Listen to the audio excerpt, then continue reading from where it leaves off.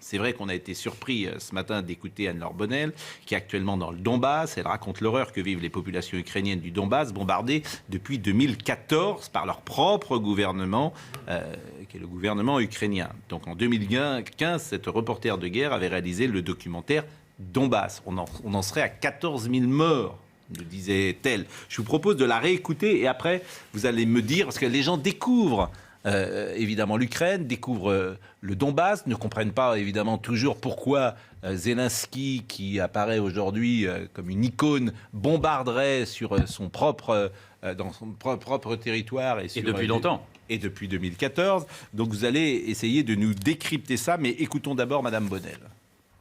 Il ne faut pas oublier que depuis 2014, cette guerre a débuté. Dans le Donbass, ça est le berceau là où je me trouve. Les gens ici sont épuisés. Il y a eu beaucoup de morts, beaucoup de décès, beaucoup de massacres. L'aviation a pilonné le Donbass en 2014, l'aviation ukrainienne. Je n'ai aucun message politique, mais sachez simplement que depuis une semaine, on parle de ce conflit, mais il dure depuis 8 ans. Il y a eu 13 000 morts. 13 000 morts. Les gens sont épuisés. Ils se sentent tous ukrainiens. Ce que je peux vous dire, c'est qu'ils sont très surpris que l'Europe se rende compte de la situation. Alors que pour eux, cette situation de bombardement, c'est de vivre dans des caves, etc., de recevoir l'artillerie lourde fréquemment. Je l'ai documenté en 2015. Pour eux, c'est un quotidien depuis 2014, je le répète. Pourquoi Zelensky bombarde-t-il le Donbass avec des Ukrainiens qui sont sur le sol? Vous nous donniez des informations qui vont sans doute surprendre ceux qui nous écoutent, puisque le Donbass, et vous le disiez tout à l'heure, est bombardé par les forces ukrainiennes. Alors, depuis des années. C'est une forme de guerre civile qui est mise en place. 13 000 morts depuis 2014. 13 000 morts depuis 2014. Des chiffres, le 26 mai, le gouvernement de Kiev a bombardé sa population.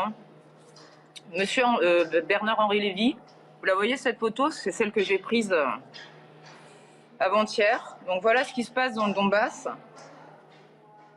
Donc je suis d'accord avec vous, il faut arrêter cette guerre. Et regardez cette institutrice, vous la voyez là, coupée en deux. Ça, c'est les forces ukrainiennes. Bon, je continue parce que vous allez voir ce que c'est la guerre. Ça, c'est les abris. Ça date d'hier. Hein.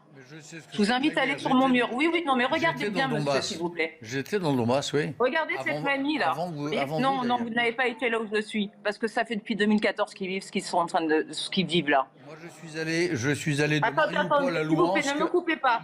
Regardez. Parce qu'à un moment donné, il faut avoir le courage de dire les choses. Non mais j'entends ce que vous dites, Anne-Laure Bonnell, mais moi ce qui m'intéresse, je comprends, là, mais voilà ce qui se passe dans le Donbass. Vous voulez voir ce qui se passe dans le Donbass, voilà ce qui se passe dans le Donbass à Donetsk. Chacun a compris. Je suis pour que cela s'arrête sans délai. Bon, ce qui m'intéresse, chacun a compris votre message. Je comprends qu'on n'a pas l'habitude de montrer la réalité de la guerre, mais la guerre, c'est pas une statistique. Anne-Laure Bonnell, c'est des morts, c'est vous avez raison. Je comprends votre émotion, et vraiment, mais simplement, moi, je veux comprendre pourquoi Zelensky, puisque c'est Zelensky, bombarde-t-il depuis 2014 les Ukrainiens du Donbass?